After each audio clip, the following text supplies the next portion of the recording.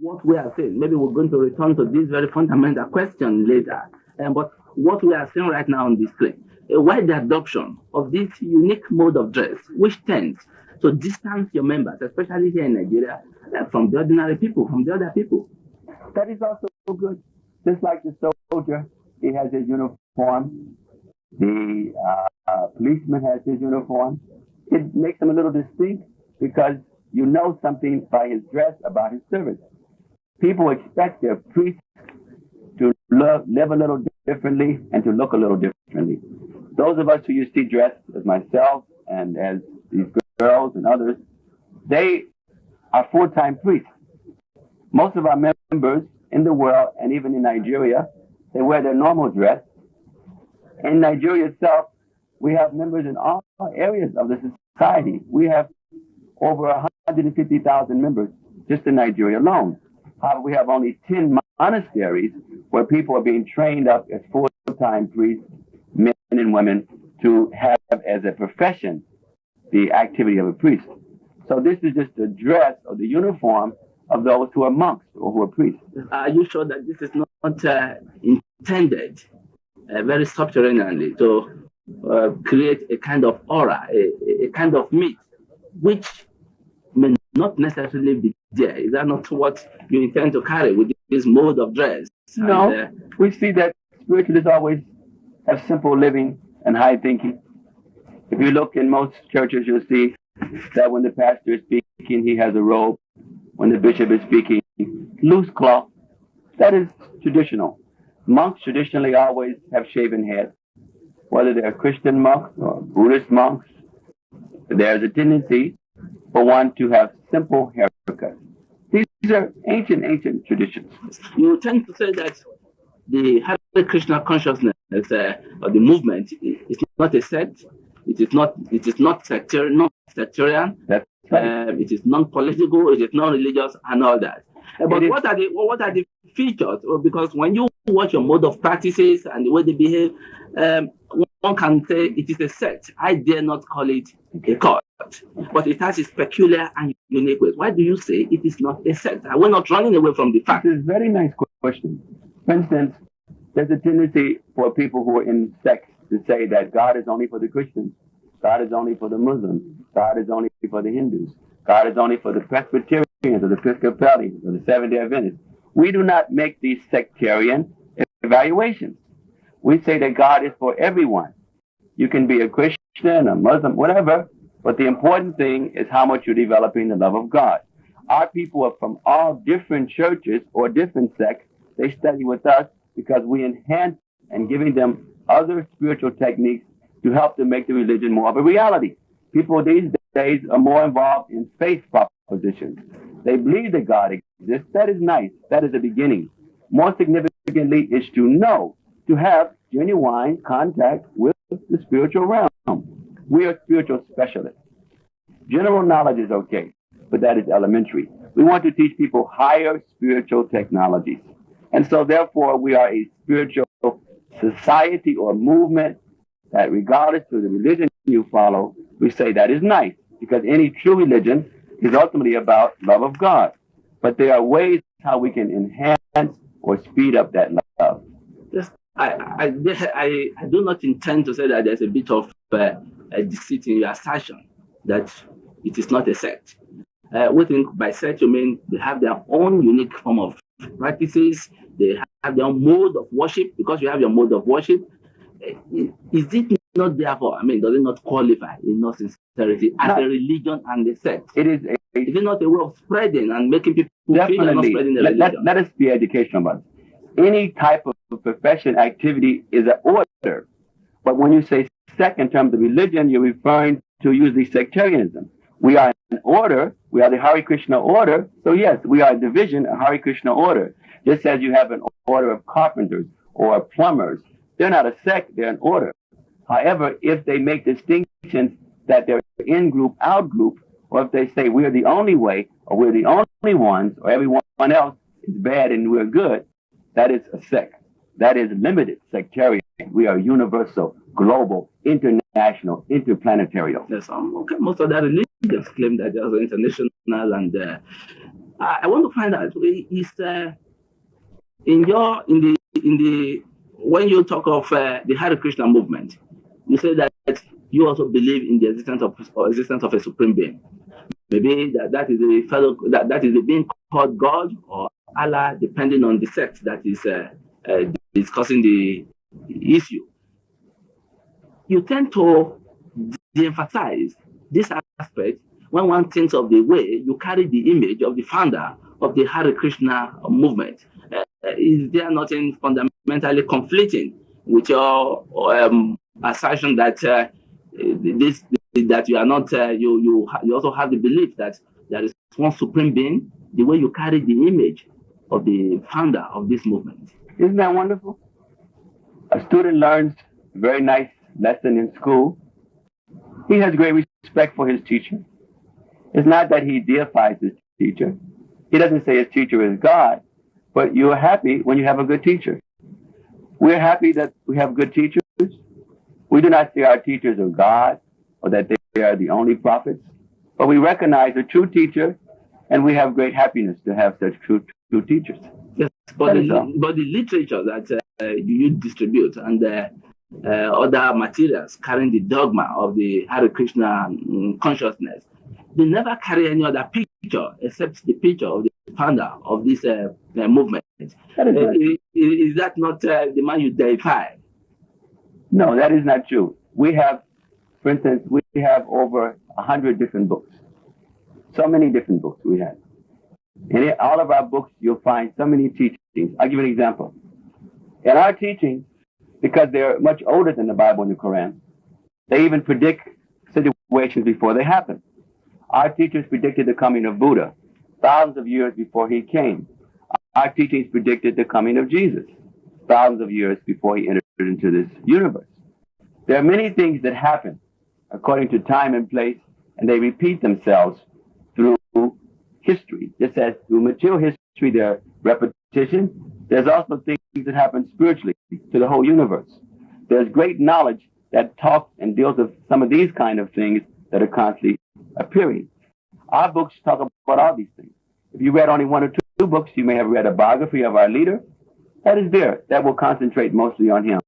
But most of our books talk about the different prophets, pastimes that God involves himself in, different spiritual technologies of how to be able to meditate, to have diet, to be able to guide your body in such a way to get more divine blessing from God to be a better servant to mankind.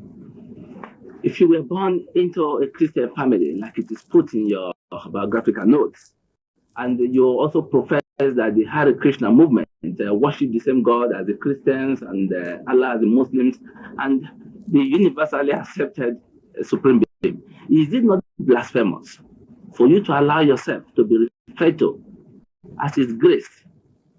And that apart, the way people prostrate, fall and kneel and roll on the floor when you appear in your temples, is there nothing blasphemous in allowing yourself to be so worshipped? I like your questions very much because they're very stimulating. In our society, we respect each person as a part of God. So when two people meet, they embrace, or sometimes they prostrate to each other and then they embrace. Each two persons, when they contact, this is how they represent, I am your brother, I love you as myself. Every religion emphasizes that one should love his neighbor as himself and one should love God. Now you may ask, well then, if I am from a Christian background, why should I turn to Hare Krishna teachings? No, I will come to that. Okay. But I am saying, why do you allow yourself to be so worshipped? Because it is exactly what you will do for a supreme being that the members of the Krishna movement do before their leaders. They prostrate before them, fall before them. But why just leaders? You missed the point. I said in our society, everyone is respectful to each other. Yes. Now, I, as like a spiritual chief, there's a certain etiquette. There's always, in any culture, there's always etiquette. I thought you were going to say courts. No, in any culture, there's etiquette. And any society that doesn't have etiquette is animalistic. Animals work by instinct. Man works by criterion, by structure, by some formality and organization. So if you say, do we have organization? Yes. We have so many projects around the world. We have clinics, we have farms, we have schools, we have our own television stations, we have hospitals. So there must be some organization, whether we're talking about the social welfare activities or we're talking about the spiritual hierarchy. So there's a certain flow of organization that's part of the beauty. Before we come to the larger questions of global politics and the economy, world peace, and so on, do you think you are not encouraging idleness by the fact that your temples house they house large army of youths? Most of them are said to be working within the temple, and others just do such menial tasks as selling your books. That seems to be all that they are doing for living. What is their future? I think the audience will be amazed at how little you know about that movement. Here in Bendo, we have farms, 300 acres. We're working with the World Bank. We're working in connection with the Bendo Agri-Development Section, yes, and trying to set up a project for self-sufficiency. We're coming to that. We are aware that you have this, but we're talking of those you call your full-time members. And it is not until of recent that you moved very aggressively into these projects, if I am right. Again, your information is very shallow. We have been involved in the Bendo area for years.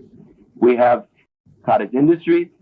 We have right now, right here in Benin, we have a school for training up people in art. We have carpentry. We're training up people in fashion and design. These programs that we're doing are programs not even only for our membership, but for the society. We're working with many of the local leaders throughout Nigeria, politicians, traditional leaders, educators. We have many people at the University of Benin who are our members, and these people are involved in trying to educate and trying to do their part in making the society better. So I think you should look a little closer about what the philosophy is of what we're doing before you speculate. Yes, this is not speculation. Okay, it is possible they are doing this job and they will be gainfully employed. But there's no danger in the fact that is almost undeniable that they are injected with all sorts of dogmas, which could almost make them to be zealots either now or in the near future.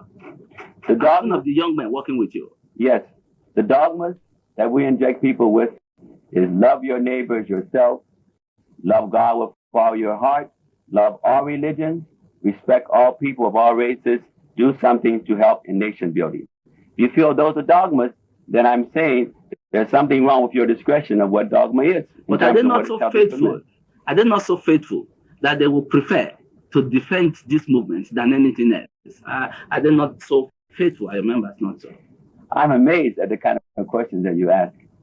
Our people are told to be the servants of mankind. If you interview any of our people, you will see the kind of things that they're doing, what they are thinking, and you'll be very amazed in seeing how this will be helpful for the society. This is why we are called on by international organizations, because we're interested in world peace. We're helping with penal reform programs. We help with programs for criminals. We help with programs for drug takers. We are active spiritual practitioners involved directly in the communities trying to elevate human consciousness. If you find that to be a disturbance, because perhaps you do not believe that there is a God, and so you find people who are talking universal about God consciousness to be a disturbance. Well, my friend, if that is the case, we humbly offer our respects, but we say that that is your problem. The society in general would like to know more about how to come closer to God and to see religions fighting less, to see people working together, and to see projects that are geared more towards self-sufficiency. We, as a society, global society, are offering such things. If they're not, in your sight, considered to be healthy, then that is up to you. But millions of people do find this to be wonderful. As we're visiting now, I'm visiting with some of your governors. I'm visiting many of your educators. I've just come from other parts of West Africa. I'm meeting with the heads of states, the Supreme Court justices, because of our global effectiveness. We speak for ourselves. Our actions speak for themselves. So, in essence, what is the message of the Krishna movement in terms of the spiritual aspects of your service before we go to global politics? The message that we give is in 4 parts. There is one God, and if anyone is a true religious seeker, one should respect other religions. Any religion that is about love of God should be encouraged, and it should be shown by example that is genuine by its effects. 2, the world is pretty much in disturbance now because of many of these fragmentations. Fragmentations of racism, fragmentations of tribalism, and now fragmentations of religious conflict. Even right here in Bindle, one of our major problems now is a problem of crime and a problem of religious disturbances, religious conflict. A society like ours has a lot to do to offer more peace immediately and in the future. We have to offer more peace by our farming development, by our programs to help people to have more pride, be more ethical, to really be their brother's keeper more effectively. It is easy because of the dominating propaganda of the media for people from the developed world, especially the United States of America, to be presented as civil rights activists and promoters of world peace. What is your own opinion about the issue of global peace vis-a-vis Americans' role and stance on some major issues within recent years? Just 2 or 3 days ago in the Observer, there was an article where I was being interviewed by the paper, and they were speaking about some of our work here as well as worldwide. Now, we are a society that we do not identify with any one country because we identify with the world. So our programs are international in that sense. We feel that this is a time that mankind is taking his final examination. There's threat of nuclear war, there is resource depletion, there is tremendous crime and racism, new diseases. Any of these have the ability practically to produce a very dismal future. It is the duty of spiritualists to be able to invoke more of God's blessings to help to counteract some of these negative flows. As a spiritual society, we train people in how to affect the basic cosmic flow of negative energy to bring about more auspicious blessings from God. Earthquakes, famines, droughts, hurricanes, these are all direct things due to chastisement from God due to a massive amount of sinful activities.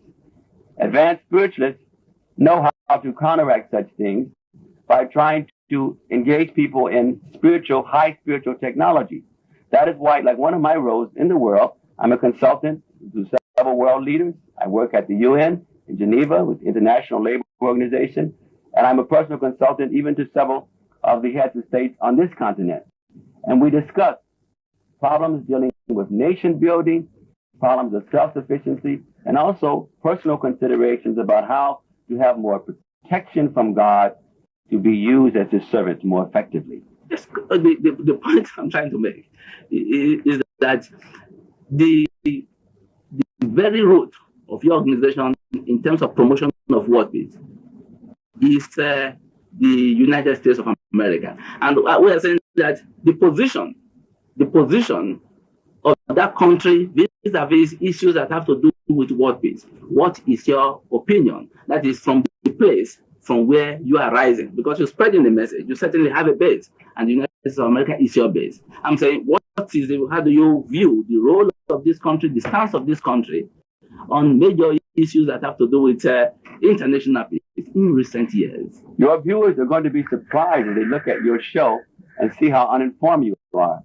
First, our third world base is in Lagos, Nigeria. Our base is in Los Angeles and Bombay. We have 3 major headquarters.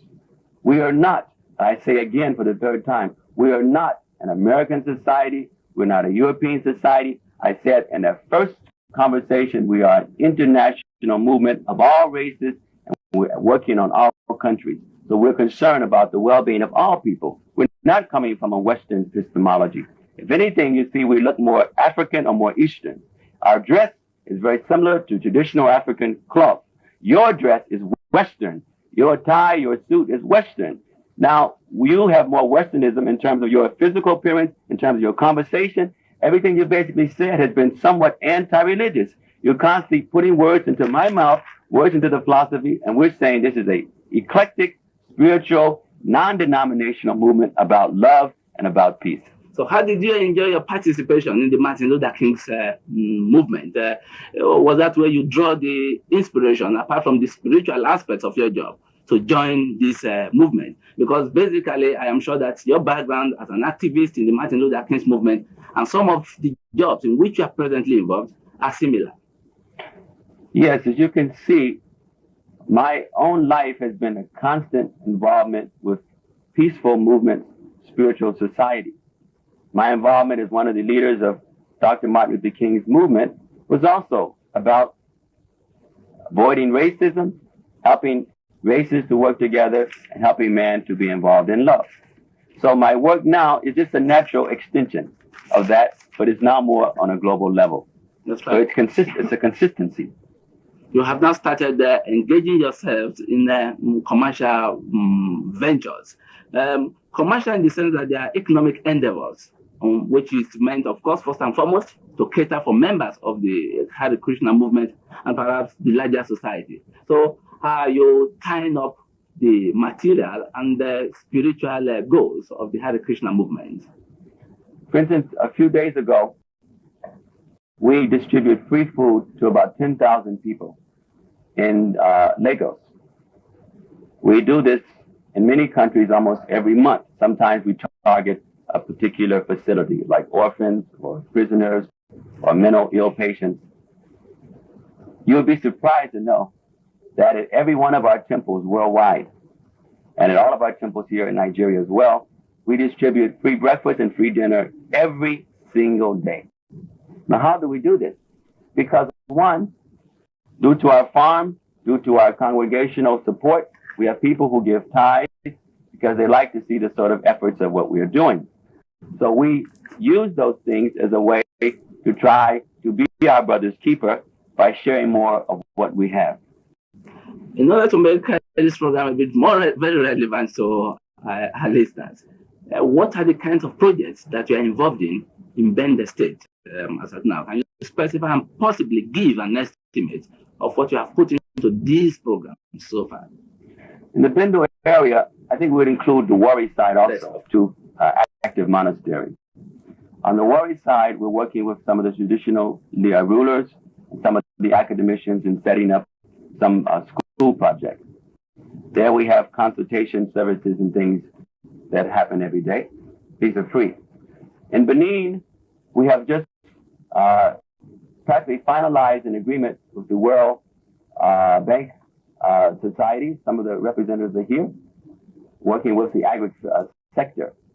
And we are trying to see how some of our land could be even used by some of the researchers in some experiments to try to see how to grow food more effectively. So we're willing to make available our land free so they can have pride and some confidence in being able to provide for their families in a very sweet way. So we're always active in we don't just pray and meditate to ourselves. We don't just worship only on Sundays, but we try to make every day a chance to love God and love our neighbor a little more. See, that's why we were surprised. You know, there was a time when we had columns in the Observer newspaper every week describing our philosophy. And if you see throughout the Federation, there's practically not one week that goes by there's not an article about the Hare Krishnas at some point in the country. That shows the tremendous effectiveness we're having and how so many people are joining our society. What is really the intention behind these laudable economic projects you have gone into? In view of the fact that first and foremost, the Hare Krishna movement is a scientific, spiritual organization, so to say.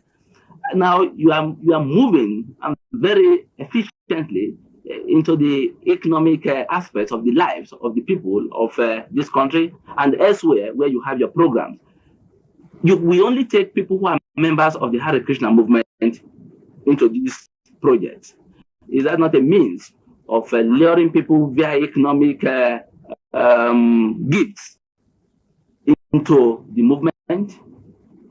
Listen, viewers, what he just said. He said, we only bring Hare Krishna people into our project. So many times I've said that we are for everyone. We are not for any particular religion or race. No, our projects are for the communities, whether it's Krishna people or not. The food we give out, the services that we share, the cottage industries that we involve ourselves with are for everyone. One of our cottage industries is, for instance, in Ibadan. There we're doing ceramics and we're training up people in electronics. We have a connection with the University of Ibadan to provide such a service. It is not that we say that you have to be a Hare Krishna and therefore we can train you in this way or that way. That is the way that most churches interact. That is one of the things that we're saying that we do not support. We are interested in people really trying to live more of a religious life and being their neighbors. They're loving their neighbor. Not because their neighbor is a Christian or a Muslim or a Hare Krishna, but loving their neighbor because the neighbor is also a child of God. Is this another way of promoting world peace in the developing nations? Because that is your area of specialization. Is this what you consider one of the ingredients for the promotion of world peace? Or how are you tying this with your current tour of African nations? Well, it's tied together just like the OAU. And one of our friends, the President Kanda, who was the chairman of the OAU, during his time, they were describing how right now the majority of African countries are having to receive food aid. We see that of the 32 least developed countries in the world, about 20 of them are in Africa. And in the last 10 years, Africa and Latin America, its net income has decreased almost to 1/4 in terms of the value of what the dollar or the naira can actually purchase. So we're at a time that there's a crisis, that when a country cannot feed itself, that is a very serious problem. When a man cannot feed itself. In the world now, every year, about 15 million people die of starvation. 100 million people are homeless, have no shelters to live in. So this is a very critical time for the African continent. It's a critical time for Nigeria due to the social and the economic kind of difficulties. So we see that recently in the president's address, he was emphasizing the same kind of programs that we are emphasizing. He's emphasizing developing the infrastructure more, emphasizing self-sufficiency, emphasizing agri-development. These are the same kind of things that we're trying to help the nation with. If you are so concerned with the problems of hunger, poverty, famine around the world, especially in the developing part of the world, because that is where the problems are more chronic. What do you think about this question of the huge debts, which is weighing so much on these developing nations and is virtually making it impossible for them to go into other economic ventures because they are thinking of how to service their debts? What is your own view as a way out of this problem? Well, we agree much with the positions of the OAU that the Western powers have pretty much imprisoned much of the third world and keeping them running after trying to pay the interest on the debts. There's a great problem with the present paradigm or the present structure of the world management. And that pretty much so the major powers try to keep the rest of the world under its fingertips. We see that we're spending worldwide about $1 trillion a year in defense. And Russia and America spends almost half of that for the world. So there's been such an emphasis on defense, control, neocolonization, exploitation, that it has put much of the world in a difficult position. So our society, we are quick to identify any indiscrepancies man to man. And we do feel that there must be the same kind of effort that happened when there was a desire to build up Germany or Japan after the major war, when there was a worldwide effort. So there should be a worldwide effort in trying to help the third world and being able to minimize some of the expenses it has to incur for its debt, and ways to increase or give incentives to help those areas like ecology and agri concerns so that people can, in fact, live in a more harmonious way. In the course of your answer, you seem to have touched on the question of the arms race.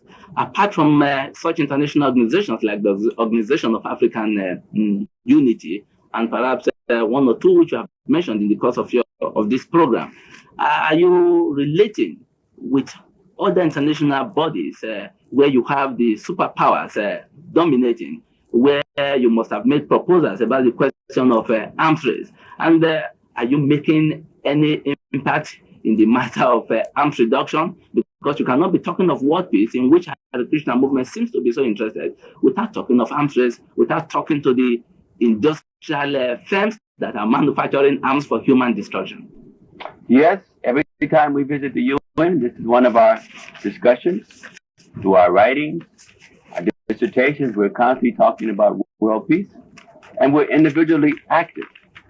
My own case, for example, this last year, I was recommended by the Peace Institution, the U.S. National Peace Foundation. I was directly recommended to President Reagan to act as one of the coordinators of the U.S. Peace Institute. So we are known worldwide as a movement and as a society for being forefront in these kind of considerations. I was asking for a possible estimate of what you have put into your project in Nigeria. Can we know an estimate, a rough estimate of what is being spent on your projects across the country? Well, we are formulating, it's hard to say, just like I'll give you an example. Yes, but what does it run into? I'll give you an example. Like right now in Port Harcourt, we are developing a temple, a monastery, a restaurant, a school, all in one area. We bought the land already. We have the architects have designed the affair, and we are putting into motion this kind of setup. So now when we do such a thing, for instance, we're estimating that it will be about 1.5 million naira.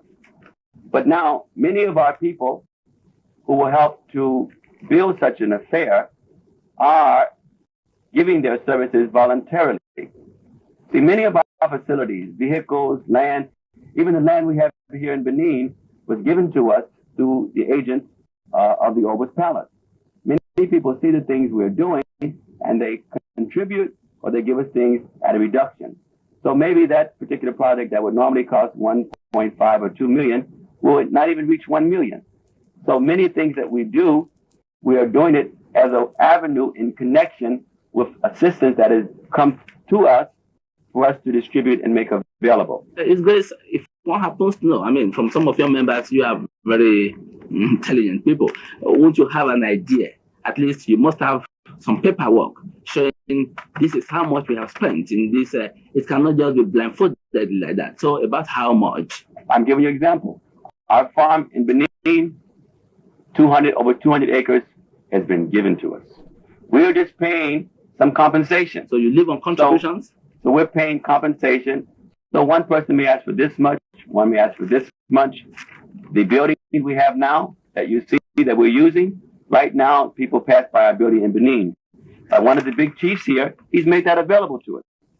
So we're saying that we have so many people in high points positions in society who offer various facilities, who also make ties and give contributions.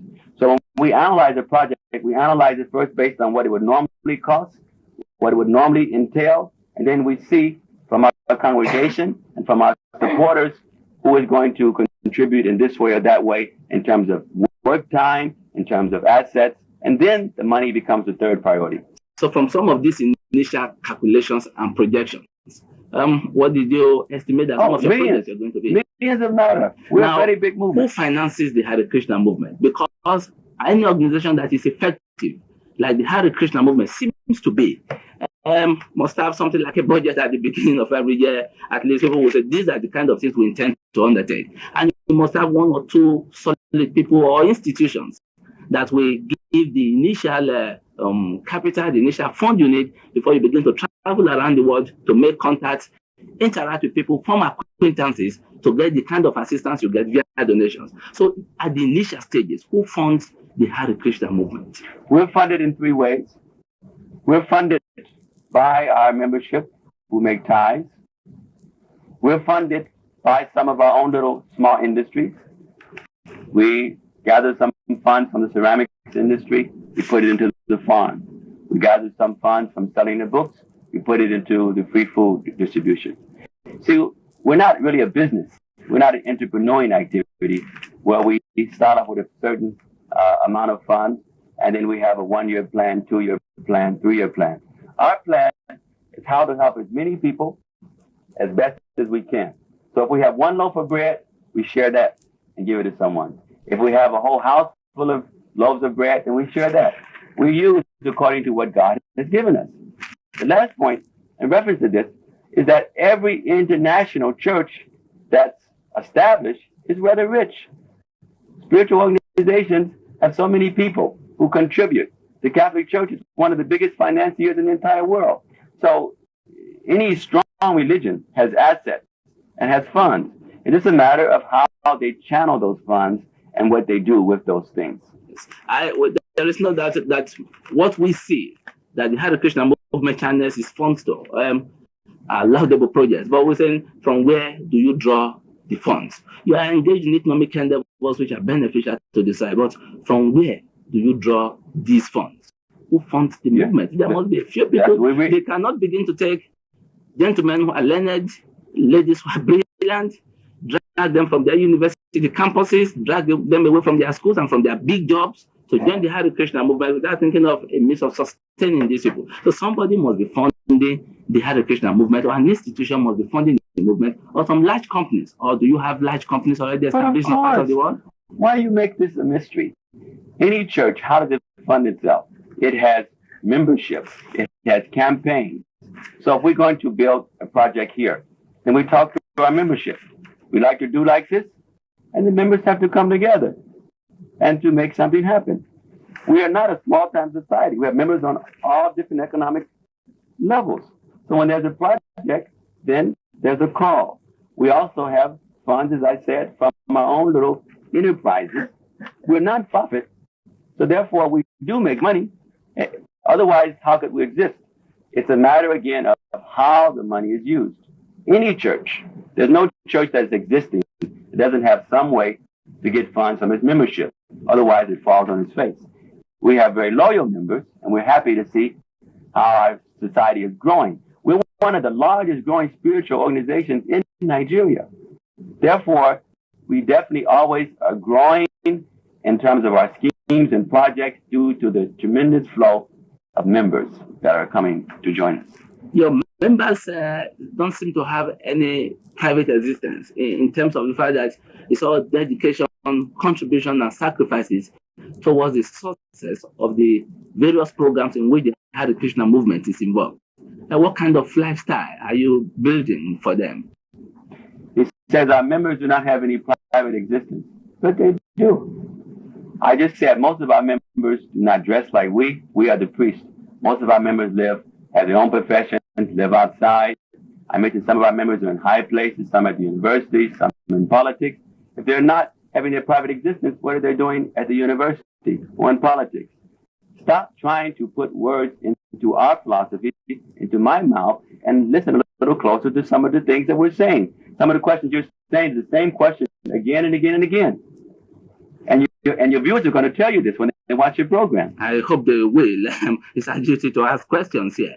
And again, we're still going to find out from you, what are these things, or what are these special things that your priests who are full-time members are involved in? Since you have other members who are not full-time, they have their own businesses. But these full-time members, who seem to be a bit large in numbers, what are these things they do within the temples for 24 hours, day in, day out, 365 days, 366 days every year? What are these things they do within the temple? The full-times are like nuns. Do they marry? They marry. It's up to choice. The full-times are like nuns or priests. If you go to a monastery, you'll see that the nun or priest, his major concentration is in voluntary services. He may go visit the sick. He may be involved in cooking or in cleaning. They may be doing some particular worship, writing a book, many different things. So our members are up early in the morning, We rise at about 4 o'clock. Our day starts very early, and we take rest usually by 10. So we try to keep ourselves very active during that whole time. Some of our members who may find it more exciting to be involved in painting or drawing. Some may like to work on the farms. Some may be involved in the clinics. It's pretty much according to the desire of the person. We have an overabundance of different fields of activities, and we choose or ask that person, if you like to do this, then here's an opportunity. Or if you like to be trained up, we have many apprentices. Since we don't charge people for these things, we have people who come to be with us who are not necessarily Hare Krishnas per se. All over the world, we have people who like to work with us in terms of our farms or in terms of our schools. Just like in the Catholic situation, it's not that every child who goes to the Catholic school is actually a practicing Catholic, but they like the education and they want to be a part of it. So we're open in that same way. Yes, it's great. Let us know this. All they do is they stay within this temple. Do they relate with their larger families outside? Do they go to places of their birth, or their lives are not confined to the temples of the Hare Krishna movement? Yes. Many, in cases, their whole families are with us, living with us. And others, they may be single and they're living with us, but they visit their families. See, we are so grand in scope that one of the things we do around the world is that we adopt villages. Just like I've just come from Ghana. We've adopted a village there. We are providing school, we're providing medical treatment, we're providing so many different facilities. We take it upon ourselves to try to be the servant of that particular area. Then later we expand, and in 12 different continents, we are building spiritual cities. We want people to see the great beauty and the great effectiveness that comes out of being highly God-blessed and God-empowered. We like people to realize that spiritual life is not an either-or. It's not either you're a materialist and you cannot be spiritual, or you are spiritual and you cannot be material. We feel that science, technology, materialism is good if it is God-oriented. There seems to be a lot of cohesion with your organization within your temples here in Nigeria. For instance, there was a book published in America, which I think did not go down very well with the leaders of the Hare Krishna movement. Have you had cause for some of such incidents that were pointed out in the book in some of your temples in Africa? We don't mind people writing about our society. For instance, we are very newsworthy, and we have nothing to hide. And if we weren't newsworthy, you wouldn't even have us on this program. So we are a newsworthy society because we're active. When you're active like that, some people like you, some people don't. Some people don't like us because they feel that we don't love Jesus. But when they come to hear from us, they find that we take Jesus as our master also. Some people may feel because we don't wear the robe of Muslims that therefore we are not good people. But this is small time thinking. But individuals who look at what we say and what we do, they will feel that we're universal and that we're peaceful, oriented people.